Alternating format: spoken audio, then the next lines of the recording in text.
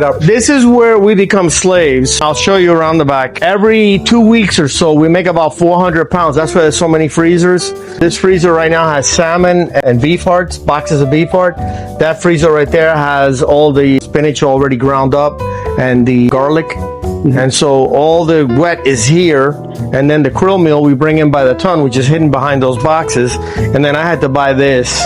I'm sure you saw the video at my house where I do it with a little 3 pounds at a time. This thing does 50 pounds at a time in 5 minutes. Where do you source your beef heart? We go to a purveyor. Right. You know what I mean? Like where they tell me how much are you going to buy this month, how much, and I'll bring it down. And then they put it in their freezer. They'll bring down 1,000 pounds and I'll go through that in a month. Wow. That's a lot. Yeah. You know, back in the day, I used to use turkey hearts, but I can't get turkey hearts anymore. The cat industry has taken over that. So any turkey hearts go immediately to the cat food industry, and they turn it into those little cans. So I don't have any access to that. Turkey heart was awesome for 2 reasons. Less hormones and less fat. I mean, you could literally take 2 fingers and pull the little fat off, and you had a perfect, like a size of a little peach or something. That was the size of the heart, and you just throw them in. And here we got to have the cutting boards, which are back there. There's one here, there's 2 there. There's a bunch of knives up there somewhere where they keep them up there. And then we all get here and we start slicing away, and you end up throwing away probably 40%. A lot of fat. And what I try to do is I try to bring in veal heart, which is more expensive, rather than beef heart, because in the beef heart, the bigger the mammal gets, the more fat it grows around it. You know what I mean? So it's more you throw away. Well, nice. Yeah, is this going to be all English, or we're going to go Spanglish? We'll go all English. So I don't. It makes it easier with editing. Well, no. Then on top of that, we get less negative reviews.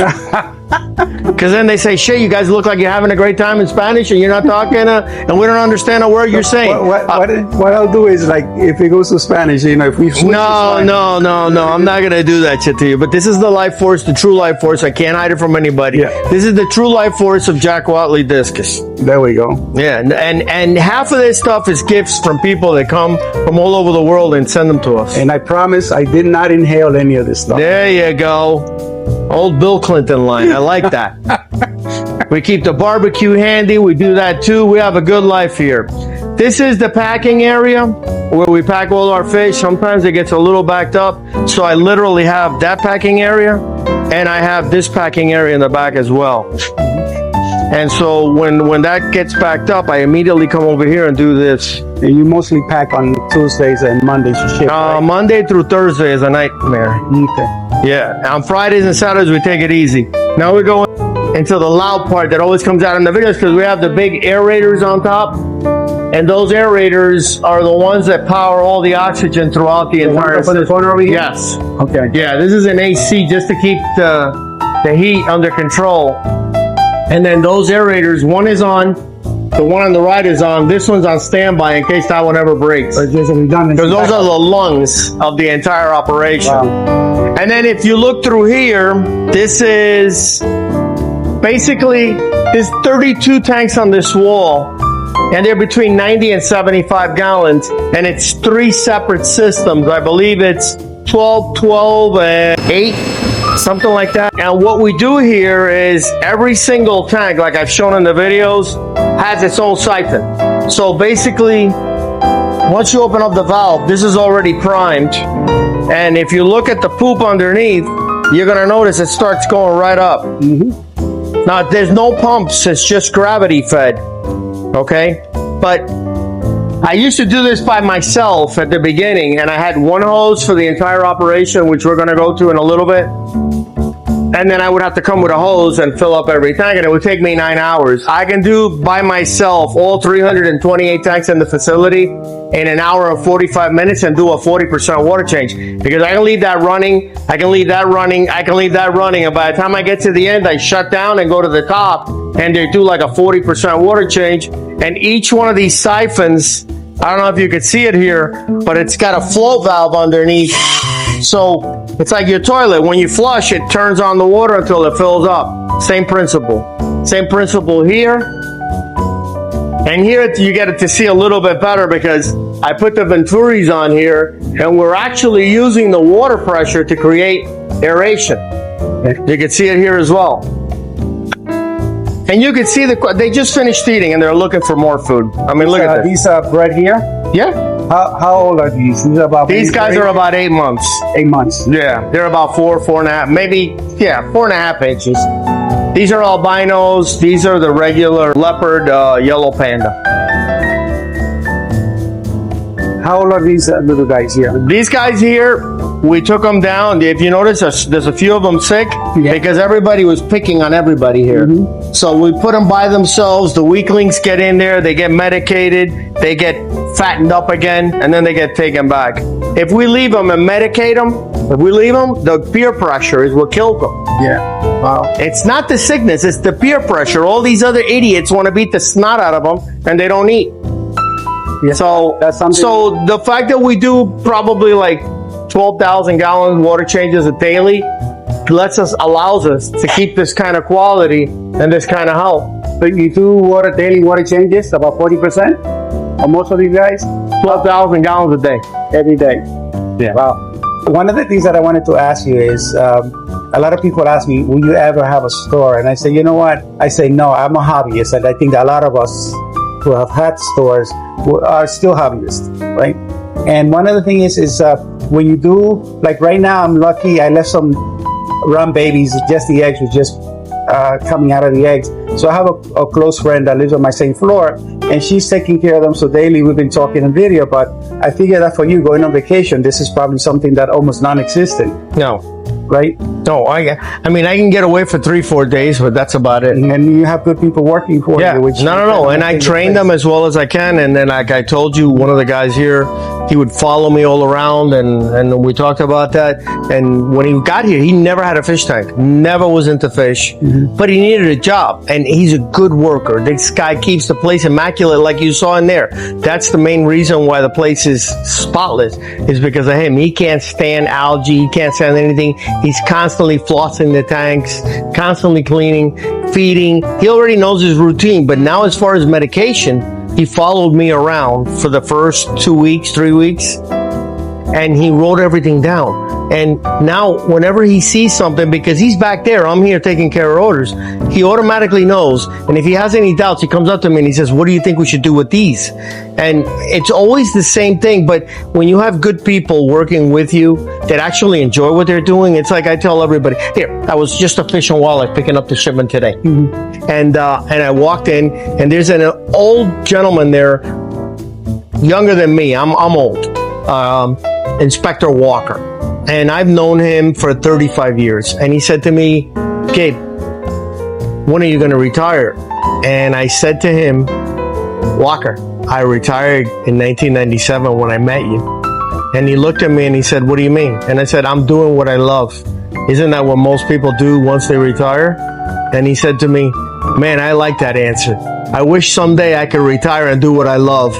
But he was there taking care of me, and he actually stamped the Columbia shipment today. So, you know, for me to be here with him after a day of work, if I didn't enjoy what I did, you would see a frowning face on me. I would not be in a good mood. And you can tell that I'm giving him the time because we're talking about something we both love. He's a nurse. I'm an old audio engineer. But the discus brought us together, and all the other fish. I mean, he's been walking around, and you know what turned him on? The wild discus that I have in the back. The rams that I have here. The crossbreeds between a German ram and a Bolivian ram, which you would think they would never breed. We have crosses on those that a local guy here is doing for me. And he was blown away when I showed them to him. I mean, they're amazing. They're huge. There's a black one that we have in this tank right here that is always hiding. This thing's got to be like, what, 3 inches? It's crazy. Yeah. Crazy, but it's beautiful black, and it's just a male. Problem is, he gave it to me because kills every single female you put with. Oh, wow. Yeah. A gay ram. Like the gay discus I have back there. But that's neither here nor there. No offense to anybody. Yeah, exactly. No offense. But yeah, we're going to go back there now, but that big white column over there is a 2,000 gallon holding tank. And I'll take it and I'll show you the videos. But you get an idea. I mean, they just got fed. There's nothing left. what do you see primarily, the young beef ones? heart. Oh, always beef heart. Yeah, beef All heart. the meals are beef Yeah. heart. Yeah. It's, in order to keep the prices down, you have to feed beef fart because it's the cheapest food. Yeah. You start feeding freeze-dried blackworms at $30 a fish for 50 grams. Each fish is going to cost $200. Yeah, there's a lot of.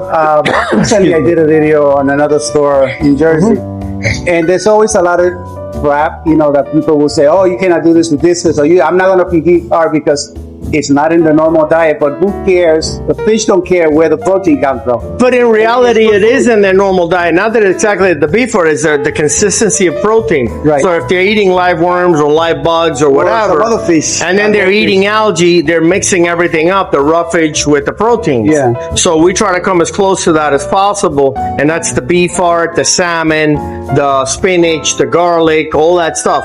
The multivitamins, the color enhancers, that's separate. Yeah. That's just to enhance their coloration. Right. Yeah. But I mean, these guys, here, this is about, I want to say a year and 2 months. Wow. Look at how solid these fish are. They're very, very. And they're looking for more food. Look at the stomachs, and they're still looking for food. What strain is this particular one? This is an albino sunshine. Okay, wow. Yeah. Yeah.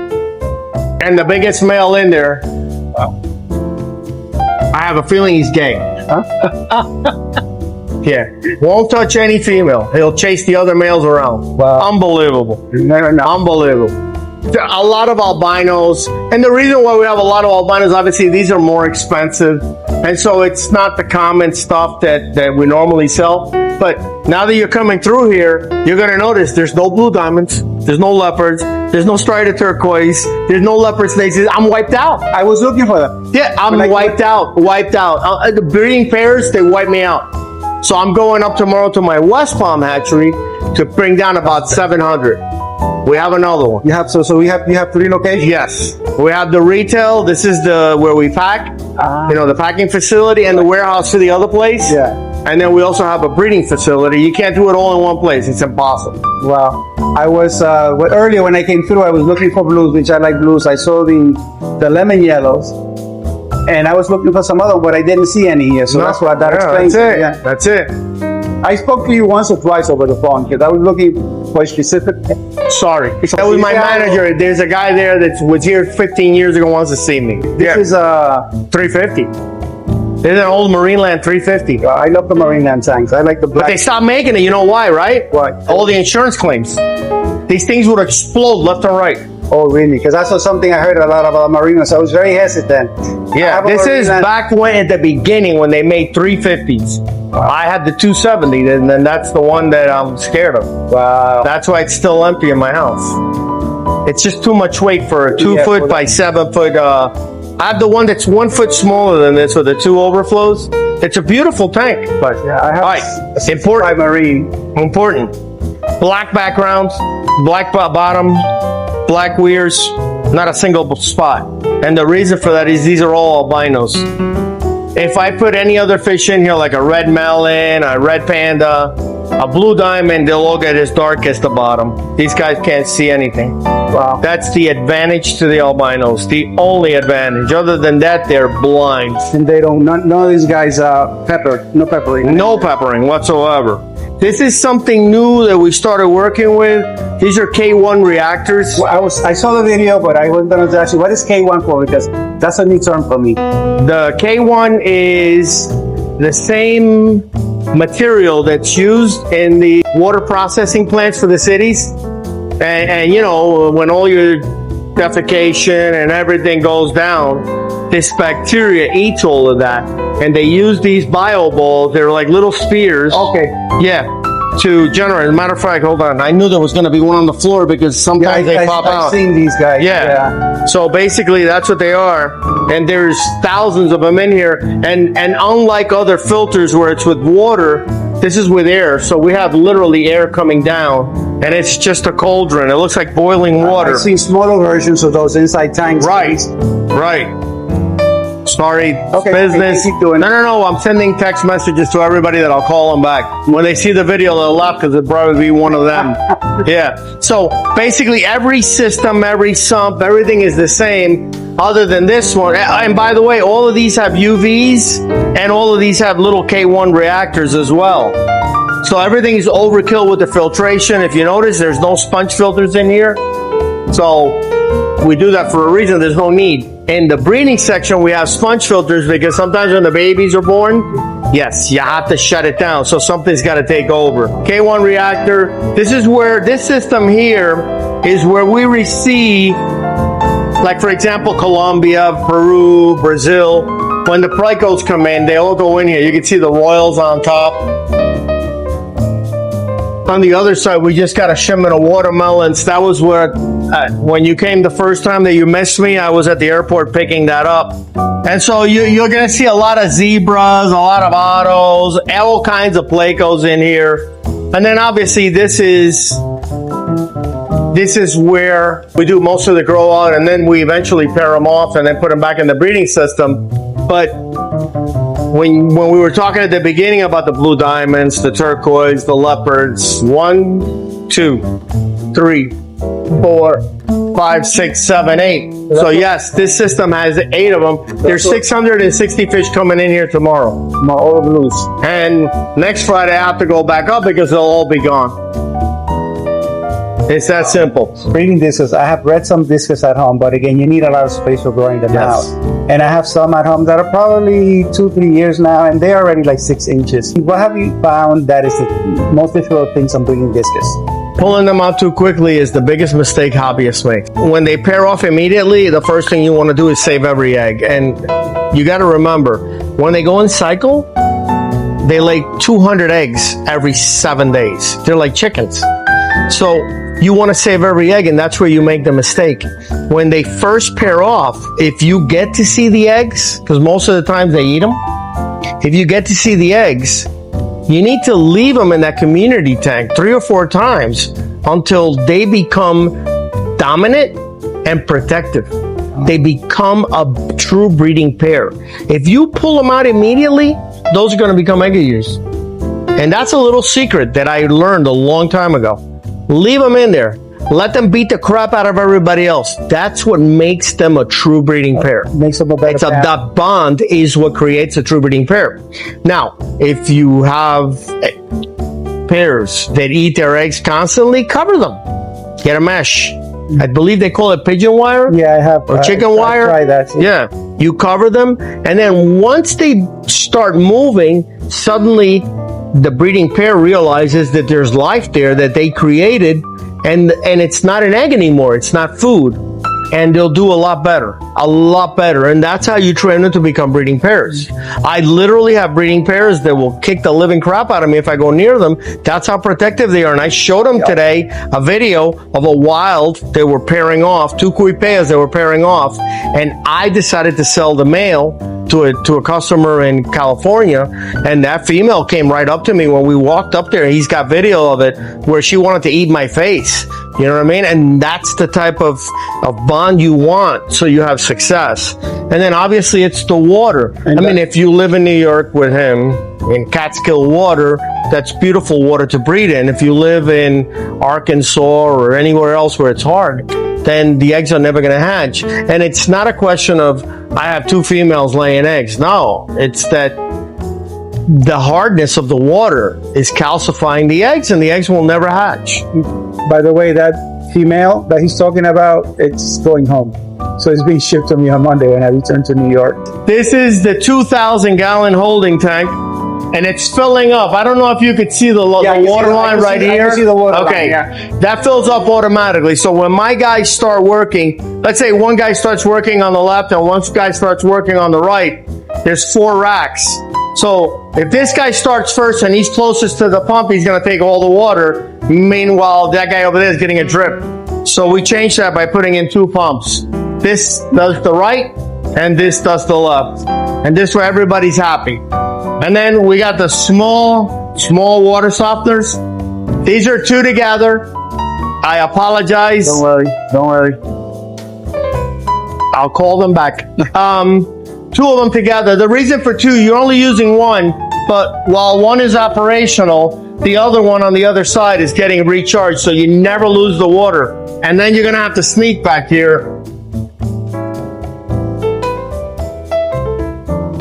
The salt for the water softener, and this is the RO unit. I heard you saying in one of the videos, I think the most recent one, that this you run a ridiculous amount of water per day on this now. This one does 24,000 gallons a day. That is crazy, wow. But look at the size of the membranes, and there's 3 on each side.